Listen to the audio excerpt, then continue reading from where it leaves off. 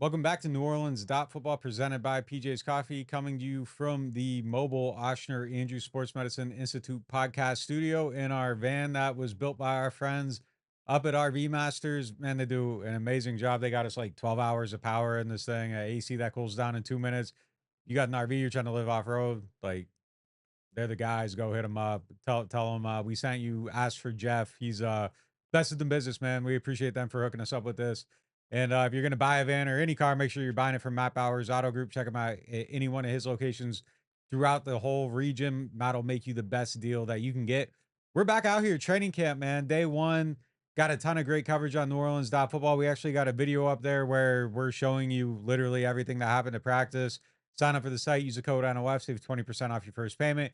You get the practice report breakdown. Mike's got a story going up about Chris Olave and where his mindset is going into this season, coming off of last year's situation. We got Adam and DJ shooting everything, all the video, everything you could want is up on the site. Make sure you're signed up for that. Our first topic today is presented by Bobby Hebert's Cajun Cannon Restaurant up there on Veterans Memorial Boulevard. What stood out most on day one of training camp? Did you sleep in the van last night? No, So but you get here first? I got up at 6 o'clock and I was pulled in this parking lot before Yeah. they had the guardrails up. Yes. So like dramatic music, like sun's coming up, the sprinklers are coming on, Nick's pulling up in the van, like sort of the Hard Knocks intro. You're, Yeah, you're in absolutely. it. You're in No, it. absolutely. You and like the gardener are in the opening shot. Like I popped open the door and was like drinking a cup of coffee as the sun was coming Yeah, up. Yeah, no doubt about it. Yeah, absolutely. Yeah, absolutely. yeah. No doubt Absolutely. about it. That's how we're doing it. Look, it's like legitimately my favorite day of the I year. know it is. And like I can't like I'm not a guy that can fake energy. Like I just either have it or I don't, and it's real or it's not. We don't do fake. Like I love this, man. Like I love it. I love it. I'm excited about it. The fact that the sun was covered by a cloud, I was like that made it better. Yeah. I was kind of walking out there like, man, I'm a little bit less excited about this team than I have been in the past. But then as soon as we're out there, it was Yeah. just like the adrenaline shot hit. It's still going. I like this is the happiest. Your enthusiasm in that video, which people have to check out. You want to see practice, you're seeing practice Yeah. in the video you're talking about. Your enthusiasm might be the best part. I am trying to find it. I almost picked it as our Get Gordon question of the day today. And I apologize to the reader and follower who I'm forgetting the name. One of the comments under a story that I almost used as a question of the day was, Nick, congrats for making it through another off season. You Man, got here. You got here. this offseason was It was long. it was a MFer, man. Like it was just like stuff happening every single day. And that makes it cool to like cover, but it was a wild offseason and it wasn't like positive Right. developments. So like when they're signing a player you're excited about and you can talk about, Chase Young or, Yeah. they get a Randy Moss or like whoever, that's exciting. Like you're talking about that, you're amped up. This was just kind of like, oh, this is a plant wilting away, and we're covering like the Yeah. petals falling bit by bit by bit by bit. Tyler Shuck was exciting, Banks was exciting. Like obviously there Yeah. were some, but it was a weird off season. I took the comment to mean you just struggle to get through every offseason because it's like time is not moving. Like you don't even like going on vacation. You Yeah, can't wait to get to this day. sure. But to that point, Matt Bowen, friend of the show, friend of mine, who covers the NFL for ESPN and really covers free agency for them, just ranked the top 5 NFL offseason moves, and the Saints are not on the top, or top 50, and the Saints are not on the list. He Yeah, didn't have one of this team did not have one of the top 50 offseason moves in the NFL. It's their reality. we got Justin Reed on there, but I mean, I'm not like Yeah. super mad at it. Any like anything. It's hard to have like positivity about this team, and I guess through the isolated view of the Saints should be rebuilding, and then they add like an expensive player to the mix. Yeah.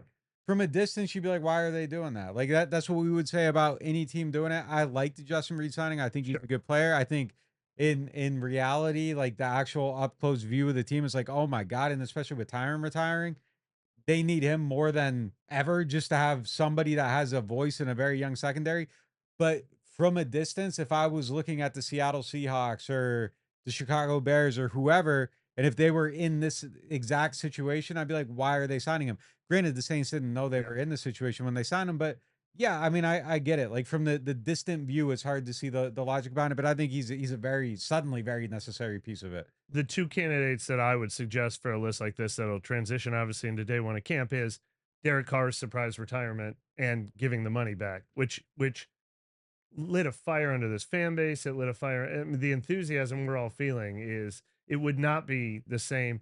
And it's not even a knock on Derek Carr, which we've talked about his career a lot, but it's just ripping the band-aid off and starting this rebuild, reset, whatever you want to call it. And then obviously drafting Tyler Shuck 40th overall. Not as big of a deal as drafting Cam Ward number 1 overall, which was his number 2 on the list. But for the Saints, it is. It's the highest draft pick they've had at quarterback since Archie Manning. That's what, obviously hiring Kellen Moore could be on a list like this too. And that's what we're out here watching today. I mean, we watched everything today. We always watch everything, but the competition between Tyler Shuck and Spencer Rattler, and I just tried to keep an eye on everything Kellen Moore did as well. I mean, new coach, new quarterback is fascinating to cover, even if it's not one of the Yeah. most exciting teams in the league. What stood out Did today? did you see, you ever seen Carlito's Way? Yes. Like, getting the money back and getting rid of Derek Carr is like a David Klein what's his name? David Kleinfeld? Like, that's David Kleinfeld move, like, that's a David Kleinfeld move, man. Like, it was just like a straight up, like, mafia, illegal lawyer type move. Yeah, let's get into this, man, because like, we've talked about the bullshit for, Yeah. like, way too long. Yeah, they're out there on the field. I thought it was a good day for Rattler, and look, I don't wanna do the thing where we're declaring a winner and a loser every single day. It It can't won't because be every day. The show is Monday, Wednesday, yeah, and Friday. So we'll declare a winner and a loser every Monday, Wednesday, and it's Friday. impossible not to do it, and it's impossible not to overreact when there's only a day sample, 3-day sample, 7-day sample. You kind of really got to start stacking days before it kind of just becomes more of a contextualized conversation. We're judging it bit by bit by bit. And on day one, I thought Spencer Rattler looked better. They threw 8 passes, 4 in team, 4 and 7 on 7. Shuck was short one because he didn't get a pass off on one. Rattler completed every single pass. There were a lot of checkdowns within that. I'm not mad at the checkdowns. You watch the tape, you see he didn't have anything open. He went to him.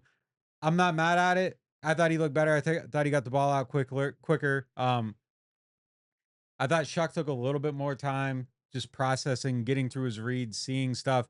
When you go through it on a lot of the plays where like he kind of ate it, there wasn't nothing there. Like, and that's kind of the advantage of them letting us like actually Yeah. film everything now. You can actually look at it instead of being like, hey, look, he was holding the ball too long. Like, wait, nobody got open. Now, on a couple of them, I thought he made really poor.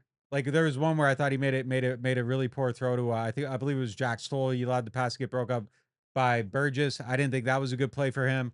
It was just a quicker day though for Rattler. Rattler looked like a guy that kind of was in rhythm, in tune, ready to go, all that stuff. And man, if like Marcus Yarns would have made the catch on a ball, like it was a beautiful pass, and like We that would have been talking about that it was the at the pass beginning of the show. itself it's a he just dropped it. Like he just didn't complete it. It wasn't like when we were watching out there, I was like, oh, he like had to adjust. It was kind of difficult. And I wrote the notes first, and I'm gonna go edit them when we're done with this. I changed your wording. You called it a drop, and I said wasn't able to complete the catch because my view of it was I'm not 100% sure he dropped it or when he got to the point, like he hadn't turned his body all the way. But you're right. Watching the film, I watched your recap of the film. We do need to go back in and call it a It's straight just a drop. straight Yeah. drop. Yeah, and I mean these are the things though when you're watching live, and then when it's kind of like if there's a coin flip, and I'm like, hey Mike, what'd you see, Nick? What'd you see? Like Yeah. we're gonna go with the more cautious wording Yeah. because like there isn't a certainty. So like, thank you, Kellen Moore, for letting us film this. Like it just makes for better analysis, more fair Yeah. analysis, honestly. So Beautifully played. And to be I mean, clear, yeah, it was a Tyler fantastic Shuck ball. pass. The placement was it's a cliche to say he threw it where only his guy could go get it.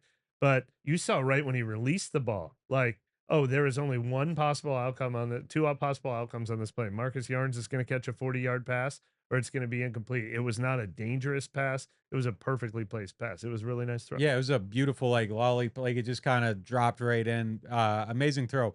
So it was probably closer than maybe the stats suggest. You Chuck gets out there with the ones tomorrow with more talented players. Like there's a Chris Olave to go up and get the ball in a way that maybe there isn't in the second team. So that like if you roll reverse, like that's Yeah. probably an incompletion on Rattler. I hate to do the thing about like where we're analyzing ball placement, and I was actually making like jokes about how everybody was freaking out about They it. are freaking out And about then you go back and look at it, it. and like that's a tough throw. Yeah. That's a tough throw to He make. had more space to he didn't have to make a Olave leap for that pass. But Again, you also throw that knowing that you're not going to get the guy blown up because nobody's allowed to hit. But So, you got to but you got to practice how you're going to practice play how on you're how going you're to going to play. play. Yeah. For to that end, you got to practice how you're going to play. This is very unfair of me, and you made the great point that you went back and watched the tape and you saw no one was open on all those throws. I think we have officially seen not just a day, but a trend with Tyler Shuck holding the ball, hitching the ball, patting the Oh ball. yeah, no doubt. Pretty soon we're going to need to see a clock in his head. Now, this is the first day we've ever seen 11 on 11. We're going to see a lot more 11 on 11 from now on. We're going to see pads in a few days. We're going to see preseason games. I hope that that does not become a trend, but he needs to it feels like he needs to operate a little faster. That is something I want Yeah. to see him develop I for think sure. you see him thinking Yeah. a little bit. And that's the thing I think when anybody's like, new to doing Yeah, something. for sure. When I used to go on the news like that, I would ask for like critiques about what I was doing like early on in my career, and they'd be like, "Well, you can kind of see you like thinking about Yeah. what you're gonna say, like Sean just Payton say it." did that on Fox. Yeah. Like that was a Yeah. critique of his. Yeah, and it's just you got to just say it. You just got to have the confidence to say it and do it. And I think at some point that's going to click, and when it clicks, I think that's when we see the Yeah. ascension of him take off. But Rattler looks like the vet still, and Yeah. I think he should. I think that's normal. I think it's what you would expect to see out of it. But it does have to click, and it is a trend. It is something we saw in minicamp. It is something we saw in OTAs. There probably are, a window here and there where you could fire a little bit quicker, not hitch, not tuck and roll. It is a thing. It definitely is a thing where he's definitely leading the team in 5-second throws, no doubt about Yeah. it. And look, when he can take off running, it is an element of his game that he has some athleticism. If that's what he does and it's an 8-yard run, then it's not a negative.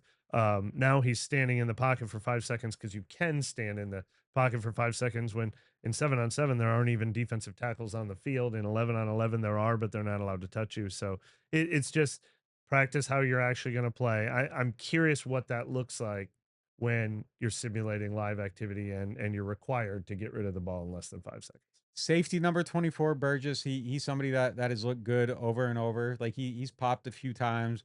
They've done a really good job over the years of identifying these kind of journeyman safeties that are able to contribute, and you kind of notice them early every year. Justin Evans, the one year there was somebody else Yeah. after him. Ugo is in that mold. Lonnie Johnson. Lonnie Johnson. Now Burgess Ike could. got him himself. He was a corner, but same Yeah. thing. The DBs Yeah, moved I mean, around. like Michael Parrington and them guys, like that is like maybe Burgess is in that mold. And we He's a may see Julian Blackman may be another one when Yeah, he we will did be. not Yeah, see him and on I the guess he field yet. doesn't. He feels like he has more pedigree, Yeah. but like he doesn't. Like Right. he's still a free agent. Burgess played in Los Angeles for a number of years. He's had some injuries, but like he's somebody that's stood out every day. I thought he did so again today. Colin Saunders blew up a pass in the backfield to Alvin. I think just moments are important for all those guys up front, but like specifically the incumbents, him and Shepard, who have just been here, and it feels like they're actively getting replaced for them to remind us who they are, what they can do. I think that's important. The guy that I really like more than Danny Stutzman had this like incredible play over the middle, just kind of reading the field, reading Shuck, breaking over. Like the pass got completed, but he's there, his range, his instincts. It's on the video on the site. Like that was like that one made me like, whoa, like Yeah. it was a very, very impressive play by him. It's super early with Stutzman, but man, if you told me to pencil in who starts if Werner or Demario misses a game, Oh yeah. I think he's already linebacker 3. I don't know if that means he'd start at strong side linebacker. That's not his position. I think DeMarco Jackson, when there's 3 Yeah, but if there linebackers on were the an field. injury or like he's definitely I think Stutzman's next man up already at that position. One interesting thing about Burgess, um, he had stood out to me in OTAs and minicamp, and I think he had overtaken Ugo Amadi as the backup nickel. yeah. Today, though, Amadi was second string nickel because Burgess moved back to safety because of the Tyrann Mathieu retirement. So um, his chance to maybe win the backup nickel job, I don't know if that took a hit. Now he's a backup safety. When Blackman comes, maybe they switch him back. But the fact that he's been playing second string nickel and second string safety is, I penciled him He in was my first team 53 dime. man They got roster. into a Yeah, dime look too, and he was out yeah, there. So he's definitely yeah, he like if we're making a roster today, he'd be on it. He definitely could fade. It could be veteran guy on a young team flashing, but while everybody's still yeah. kind of getting up to speed, that happens sometimes. But I kind of believe in what we're seeing there. Their pedigree of like just Yep. identifying those guys over the years, it's been pretty impressive. And then to your point on Saunders and Shepard, Jonah Williams was another guy that we were talking about, like Burgess. like, man, this guy is getting first team reps. They signed him in free agency. He was kind of an afterthought. Well, today was the first time we saw all the defensive tackles, well, at the same time. And Shepard and Saunders did go in ahead. Jonah Williams only worked with the third team today. Now that'll constantly rotate, but it lets you know what the starting pecking order is, and it still is Shepard and so it well the starters were Devon Gotcha and Brian Brzee. No surprise there. Second Brzee guys is in were playing 5 tech end, yeah, which is yeah. interesting. I didn't know that he was gonna be doing that on early downs. We had questions about it.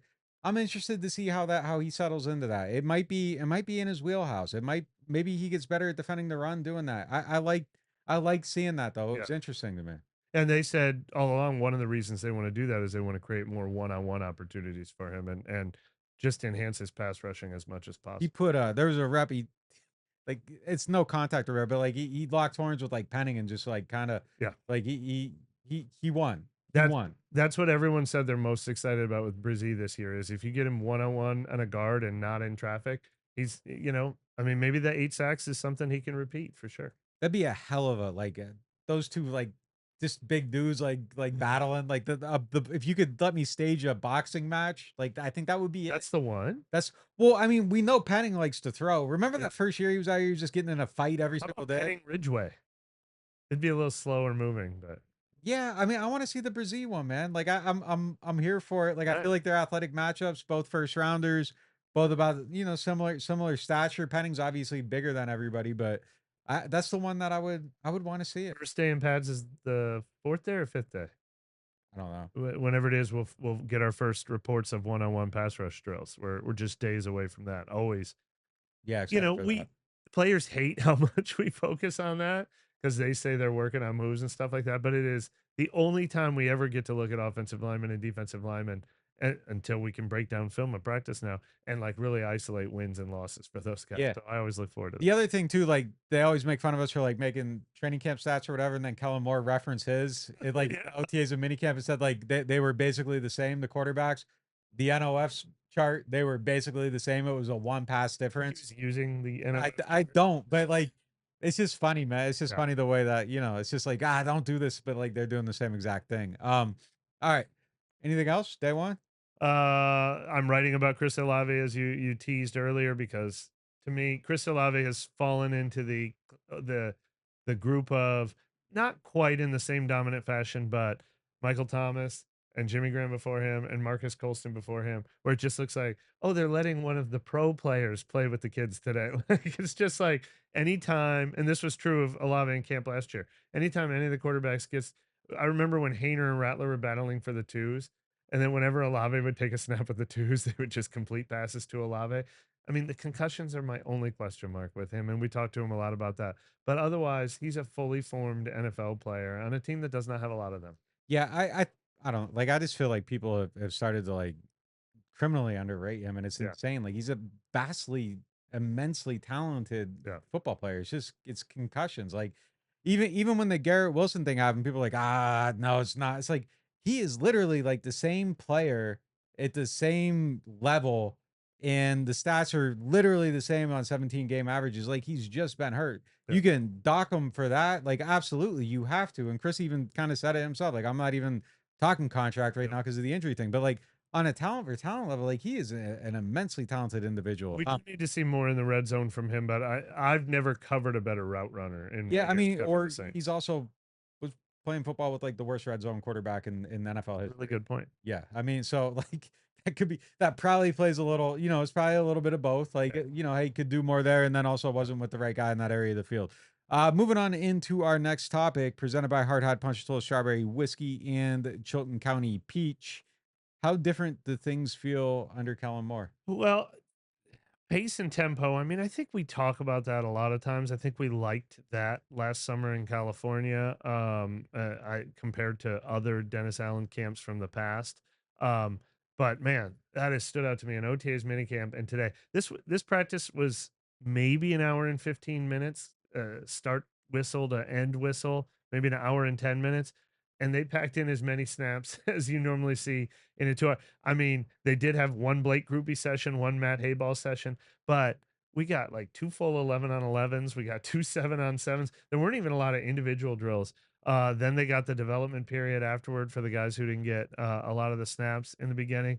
And same thing in OTAs and minicamp. It was tons of 7-on-7 live action, and then a high tempo 11-on-11 walkthroughs. Like, he's packing in the snaps, and not only are we noticing that, that's what veteran players are talking about too. Alvin Kamara, Demario Davis, they're talking about like the intentionality. He has a plan for what he's out here doing. It makes sense.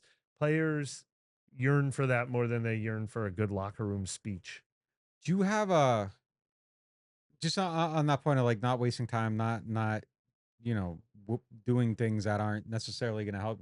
All that stuff. Like it seems like he's very thoughtful on that, and it kind of brings me to Hunter Deckers, who we haven't seen get a lot of work. They speak positively about him. They have him on the team.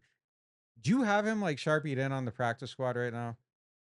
Not for sure, because in theory, Hayner could end up on the practice squad, I and I do. don't know if but I mean, yeah, because they've got a lot of spots. So I mean, Well, I do because it almost feels like if you have him here and you aren't letting him play, you just wouldn't have him here. yeah, And it kind of feels like they've already decided that he's going to be a developmental guy that they're going to just expose to different things and keep around and put him yeah, on. Maybe it changes. Maybe at some point he gets a chance in camp and like there's just nothing there.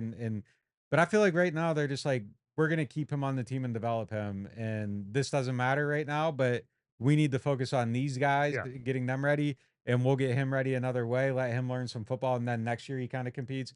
I could be tripping, but it's just kind of, I don't know. I find it fascinating to have a guy around that you aren't you, but I also don't feel like you should be given like in the The reps are too valuable. I mean, we yeah, said this on the previous show. One of my favorite things that they've done, and I talked to both Mickey Loomis and Kellen Moore about it the other day, is not to waste time with the old football convention that you have to have a veteran in the room. I mean, if they had Carson Wentz here taking half these snaps, it would be such a waste of anything that is not, and Rattler and Shuck and then Hayner to a certain extent. I mean, every one of those guys could triple their reps, and they need them.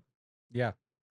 Um, yeah, the intentionality of everything, the concept of time, all that stuff kind of seems to be a little bit different. It stands out. It's definitely, it doesn't feel like ball stopping really. Even like you said, the special teams periods didn't feel like they lingered on and on. Now when they can be out there for 2.5 hours, Yeah, like we'll see. yeah, As yeah, we go, we'll yeah. see as we go. Yeah. Yeah, but overall, like it seems like attention to detail, just kind of getting in and out of stuff, very planned out, very mapped out, very, very, very efficient. But yeah, that's the big takeaway on day one of training camp. We're gonna hit a quick break here and we will be right back.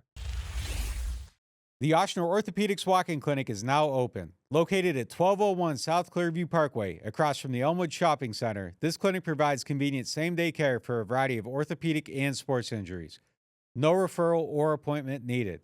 Whether you need care for strains, sprains, fractures, sports injuries, or muscular pain, the team of orthopedic specialists offers care for patients 5 and older.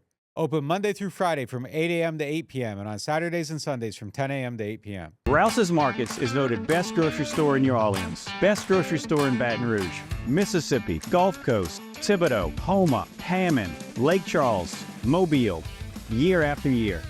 Thank you for choosing us best grocery store on the Gulf Coast. Number one. Thank you. Thank you.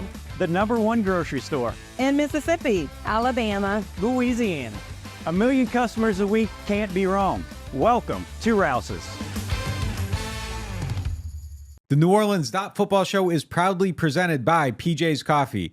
PJ's Coffee has some of the best drinks that you can find. They have locations all over the city. They have pastries and everything else you need to get your day started. So go check them out. Looking for the best insurance coverage at the lowest price? Look no further than Chabert Insurance, the Earhart Agency. They are a local independent insurance agency right here in New Orleans, specializing in home, flood, and auto insurance. At Chabert Insurance, the Earhart Agency, their dedicated team will shop every available carrier in the market, ensuring you get the most comprehensive coverage at the lowest possible price.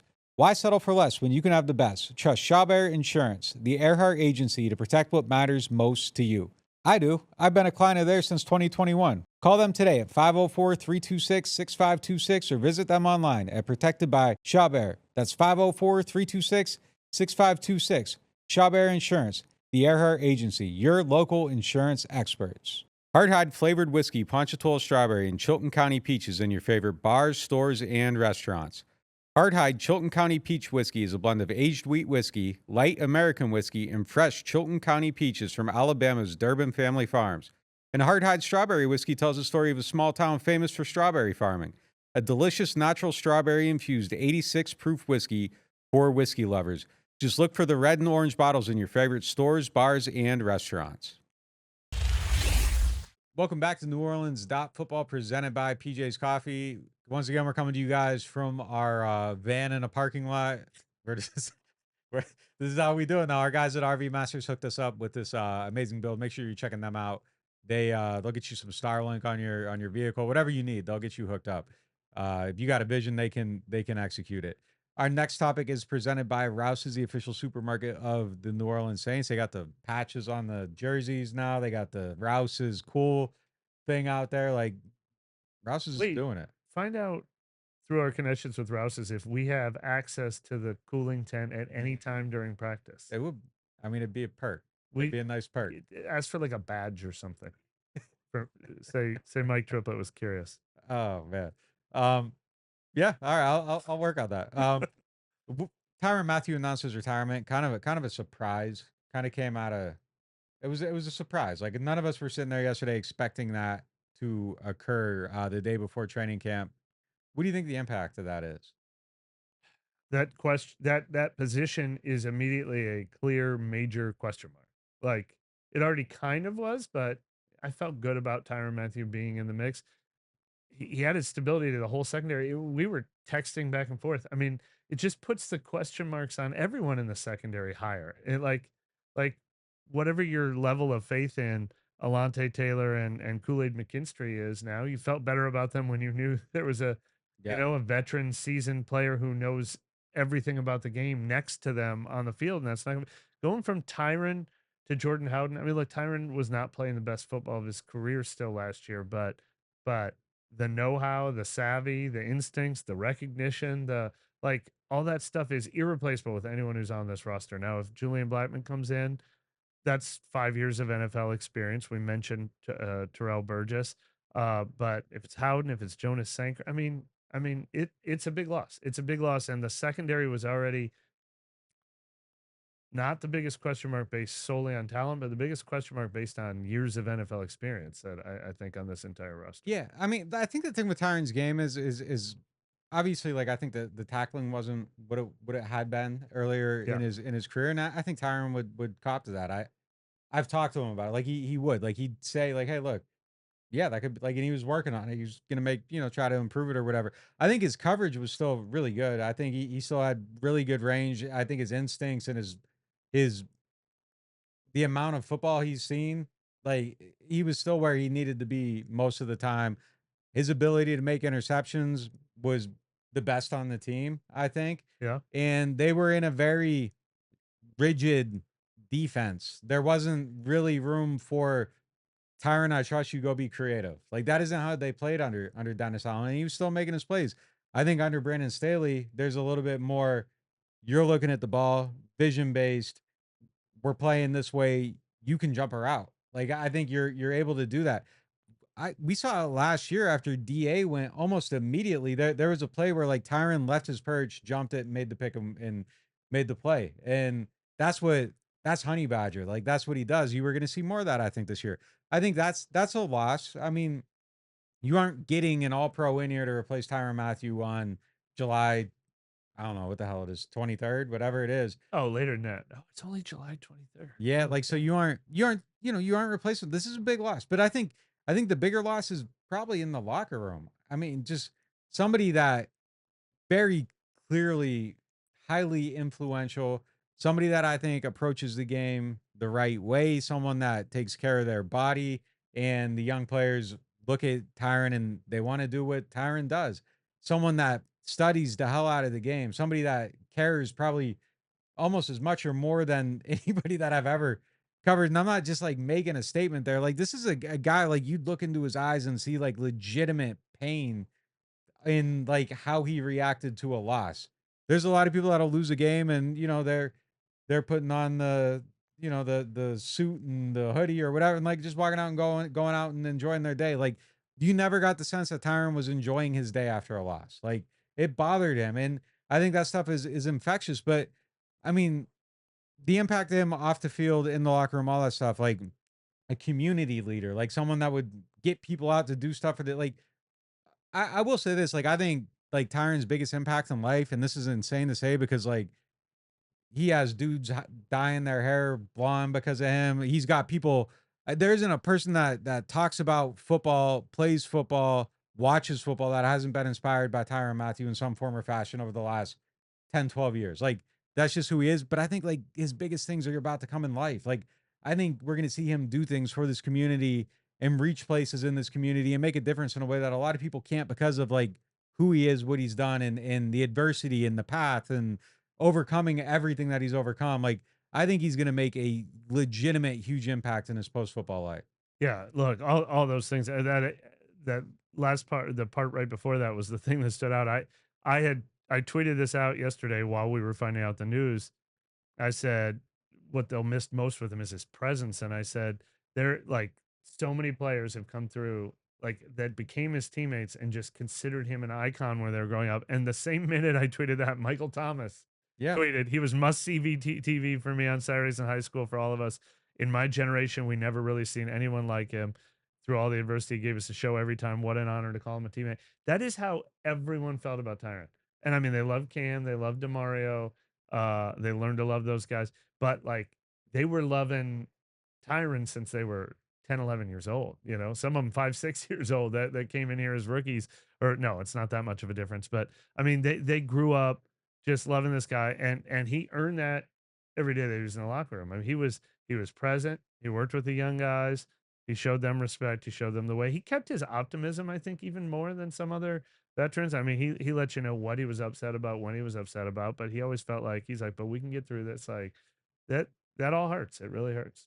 The greatest thing I can say about like Tyrann is like a person, and I'm sure it made him a great teammate. The same thing we feel about him is I'm sure he makes every person he's ever met feel about him. And this is like legitimately a top 20 most famous active football player in the world, Yeah. probably. Like he's legitimately like he's legitimately on that superstar list, and he made you forget he's a superstar with how he carried himself as a person. Like you never thought about, I don't know if I'm gonna go walk up and talk to him. I don't know if I'm gonna waste this opportunity with him. Like he was, it was just like, going outside and talking to your neighbor, like watering his flowers. Hey, how you doing? Like that, he just kind of had that warm, friendly presence Yeah.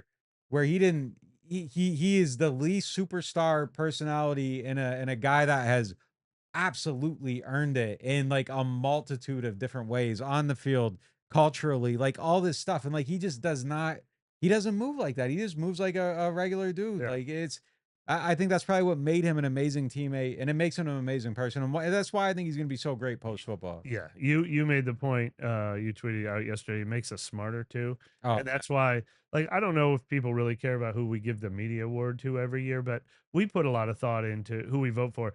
It's not just sound bites, it's not just like goofy personality, it's not just being there every day. It is like real football questions, real football answers, real honesty. And not only did we give that to Tyrann 2 seasons ago, he's played for 4 NFL teams and he's won it with all 4 media groups. Like that's how he was in Arizona, Houston, and Kansas City. and that says a lot too, because like there's guys that maybe we'll feel that way about him, but somebody else in the media corps won't, or Yeah. somebody somewhere else won't. Like he's just that's just him. Like you Yeah. can't fake that for as long as he Yeah. did.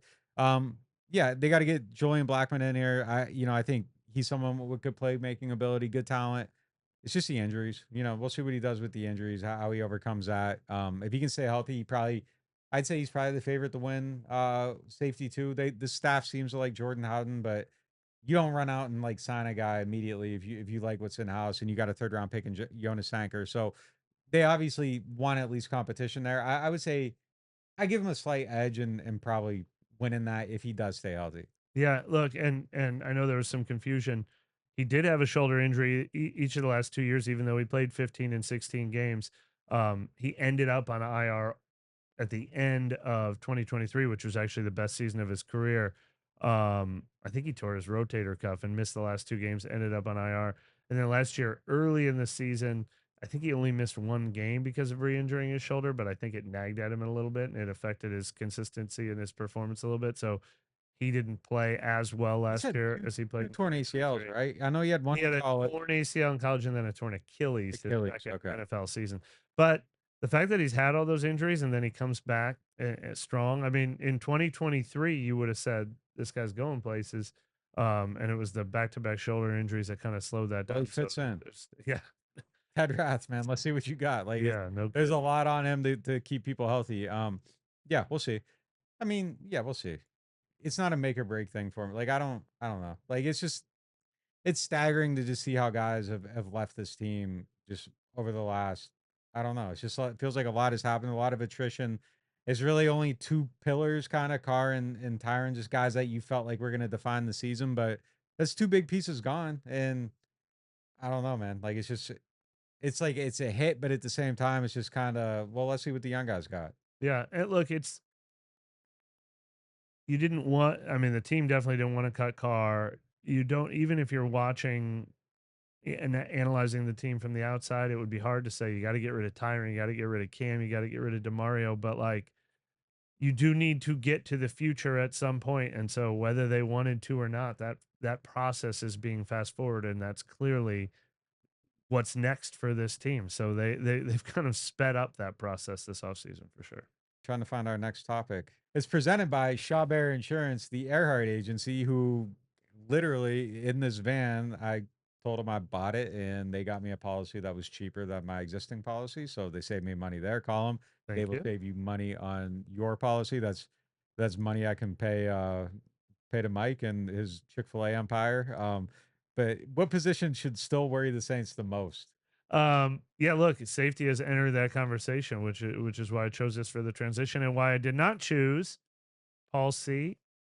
Shout out to Paul C, who, after I had already submitted this topic for today's show, said, "Do we have complete trust in the depth of TE?" No, we do not, Paul C, which is you're not the Get Gordon question of the day, but tight end's one of the biggest ones. I mean, He's definitely been the Get Gordon question probably like 15 times. Well, thank you, Paul. Paul's one of our like our more active listeners, and we definitely appreciate that. But look, I didn't pick that for the question of the day because I knew it was going to come up in here. I mean, is that the answer right now? I mean, until we see Foster Moreau and Taysom Hill on the field, and we might not see Taysom this entire training camp. I think we'll see Foster before training camp is over. Dallin Holker just retired. Jack Stoll had a tough day today, but he was he's had a good mini camp. You aren't counting on him as a receiver, though. I mean, it's Jawan, the 7th round pick, Molek Kaye. Is that how you pronounce it? Yeah. Trayton Welch. I'm not saying go out and get someone because the names out there are not solutions, but yeah, no, we heard. To answer the question, do we have complete trust in the depth of TE? The exact opposite. That's up there. There is not depth at that. I mean, I am worried about safety. I mean, there's more answers. It feels like there's more answers there, and Justin Reed's a legitimate, good player. I mean, I'm still really worried about defensive end though. But there's more in the cupboards there than there is a tight end right now. More impactful position though, and so there's a few. I mean, there's multiple. There's multiple. But I mean, seeing it out on the field today. What did you? I mean, quarterback is probably the one I'm most worried about right now. Was there anything at the field though that we haven't talked about as a concern, and you were watching today, and you were like, "Ooh"? No, because I feel like it's been negativity central for 6 months because like it should be, but I mean, I feel like we've dissected that. I mean, we do 15 topics a week. I mean, if there's meat left on the bone by now, I'd be a little worried about what we're doing. I'm okay with everyone they have out there at receiver, but if Olave or Shaheed gets hurt, and unfortunately that's been a pattern in their career, and Brandon Cooks for that matter recently, like there's a doomsday scenario, injury away at that position. I don't think they have to go out and get Gabe Davis or whatever right away, but if you told me these guys were going to stay healthy, I like the makeup. Bub Means, Mason Tipton, Dante Pettis, Kevin Austin. There's a lot of guys that can be 4th and 5th receivers. I don't see a lot of other guys that can be the number 2 receiver on this team. Yeah, I agree with that. Yeah. I don't know that there were. Did you have new concerns? Not new concerns necessarily. I mean, just a reminder of how fragile the secondary is. I love Alante and I love McKinstry as 2 of the potential real building blocks for this team, but it's like they also are 2 guys that absolutely 100% have to hit. Neither one of those guys is allowed to have a bad year. All right, we're going to hit a quick break here, and we will be back with the Get Gordon question of the day. Big news from the home team. Introducing our newest sponsor, the Mortgage Brothers. With over 30 years of combined experience, the Mortgage Brothers are the quarterbacks of home lending, calling the right plays to get you across the goal line. Whether you're a first-time buyer or a seasoned vet, they'll coach you through every down and make sure you feel like part of the team. They're backed by Cross Country Mortgage, the #1 retail lender in the nation, so there's no loan playbook they can't run. FHA, VA, conventional, RD, and more. They're lifelong season ticket holders, local guys who know the field and your market, and their online application takes less than 10 minutes. Why fumble your mortgage with some online lender who's never even watched your team play? Stick with the Mortgage Brothers, the trusted pros who play to win. Mention NOF and get $500 back in lender credit toward your closing costs. That's money back in your pocket when it counts. Visit mortgagebros.money and start shopping with confidence. Because with Mortgage Brothers, it's always no flags, no fumbles, just smooth closings every single time. Slide into summer with New Orleans Hamburger Seafood's new sliders. Get 2 each of cheeseburger, buffalo chicken, meatball, or chicken and waffles served with a side of garlic herb fries. Starting at $9.99 now at New Orleans Hamburger and Seafood Company. I got hurt in a car wreck. Why should I get Gordon? Because when you're hurt, you need money. And I fight for the people of Southeast Louisiana every day. I got a client who injured their neck in a car wreck, $250,000. Another client was hit by a big truck and needed back surgery. I got them $700,000, and they deserved every single penny. That's what I'm talking about. Why wouldn't I get Gordon? If you've been hurt in a car wreck, just call me, New Orleans. Get it done. Call 504-800-8888. You ever take a bite of something and immediately think, yeah, I'm coming back for this? Bobby Hebert's Cajun Cannon Restaurant just added some new dishes, and man, they crushed it. The shrimp and crawfish pistolets, golden and stuffed with bold Cajun flavor. Fried oyster tacos, crispy, fresh with the perfect kick. And the soft shell crab Alfredo, creamy, rich, and absolutely worth the order. They're open 7 days a week, and they deliver late. Bobby Hebert's Cajun Cannon Restaurant. Delicious food, superior service. Attention Saints fans, don't let pests and termites invade your home field. Trust the team at Red Pest Solutions to tackle those unwelcome visitors. Call the Red Man today for unbeatable pest and termite control. Score peace with no pest. Visit redpest.com, REDDPEST.com. Here at the Queen Casino, indulgence knows no bounds. Prepare your taste buds for an extraordinary culinary journey. Start your day at Capital Coffee. Craving something different? 3 Walks Noodle Bar offers a tantalizing selection of Asian delights. At 1717 Kitchen and Cocktails, savor American cuisine with a twist. Or ascend to the loft for an elevated experience. Enjoy artesian grazing boards and exquisite craft cocktails. Join us at the Queen Casino. Your royal adventure awaits. It is now time for the Get Gordon question of the day, presented by Gordon McKernan Injury Attorneys. If you get into an accident or if you get hurt or you need help, get Gordon. He'll get you paid. Question today is, who do you think is a better passer, Tyler Shuck or Spencer Rattler? They specified not the better quarterback, meaning who can scramble, who can read the field, who can freelance, but just when they're throwing the football, who do you like better? I mean, that's sort of the reason to sell yourself on Shuck, right? I mean, it's like the bigger arm down the field. Does he? I don't know. See, but I mean, Shuck should be the answer to this question. That should be why he got drafted 3 rounds higher. No, I don't think it is. But like, yeah. I think Spencer Rattler has like an elite rare arm, and it's kind of a lot of the stuff that goes around it is kind of what led to the 5th round thing. But I don't think there's anything about I think his arm. I think there's throws that I saw when I was watching him in college that I thought were just absolutely jaw dropping. That's not to say Shuck's a slouch in that regard, but like if you start putting in like touch placement, all that stuff, then I think Shuck. If you start going into like processing, there's a reason, So but if we're just talking like pure arm talent, I mean, I think Spencer Rattler wins over a lot of starters. I'm gonna keep qualifying this answer. That I'm gonna put touch and rhythm and timing into passer. Right now, I mean, Rattler's better at it. I I don't think it will be over time. Yeah. Yeah, I think there's a lot of stuff with Pre-draft. I want you to, not where they are today. Like if you're evaluating these two guys and putting your draft board together based on, like, I need clear parameters on this. All right, here I'm going to give you these parameters. It's not how they handle pressure. It's not how they run. It's Rattler wins the first, Shuck wins the second. Healthy Shuck wins the second. Who's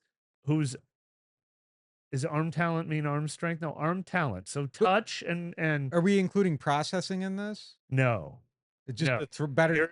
You're getting their physical. You're going to teach them the game of football, but they throw it. But with that the includes default, their like, touch, and it's the rhythm, strength, ability, placement, like throwing the football. And we're talking like default person. We aren't bringing in any personality traits or anything. They got to win they're winning target games.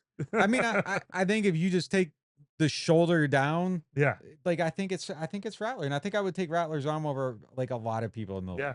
Yeah. But there's just a lot of stuff that goes into being a quarterback that plays into it, and then but then if you want to expand this into like the creativity and the stuff on the move and the different arm angles and all that, then like I think there's spices on top of it that Shuck wins, and then you add in some other stuff on top of it, and I think Shuck's a guy that I expect to win the quarterback battle. But like just pure arm, like I think Spencer Rattler has like an elite arm. Yeah. It's interesting because I would think one of the biggest positives for Shuck is the creative, funny body throws he makes on the move. But one of the positives for Rattler is he will stay in the pocket and take a hit. He will, which is will die to hit a 3-yard slant. But it's funny because you cannot be the guy who escapes the pocket and makes the throw on the run if you refuse to leave that pocket. Like that video today where everybody was like cringing, like Chris Olave is about to get lit up by Justin Reed. Like that's just how Rattler plays QB. Like he'll do that for any throw. Like it's the most impressive thing in the world. I like Rattler, man. I like how he plays. I like his approach to the game and everything. I think his arm's amazing. I think Shuck has a great arm. So it's not like we're talking like Shuck's a slouch in the arm department or whatever. But yeah, I mean, I think if we're just crowning a QB off of just arm talent, I mean, I think Spencer wins a lot of. The biggest difference in Rattler's arm and Jameis's arm to you? I mean, is that a comp? They both got cannons. I think maybe short area, like Rattler's got a little bit better touch, but like, yeah, they're both like in that elite level, like arm strength. Like Jameis is rare though. And I would say like Spencer's better than those. I might give Shuck. I've seen, how many times have I seen Shuck throw a football in front of my face? Less than 100, right? Yeah. I might give him a little edge to the one thing that quarterbacks since Drew Brees have taught me is much harder than I ever thought. I've seen him throw 73 passes. Is throwing to running backs, turning and making that throw to the running back coming out of the backfield. Shuck does that pretty naturally, and I've realized since Brees left, not a lot of guys do. Yeah, rookie camp. I think you've seen him throw 81 passes. All right. Yeah, if you count that. I knew you'd know that number. Yeah. All right. That's the end of the show. We'll see you next time.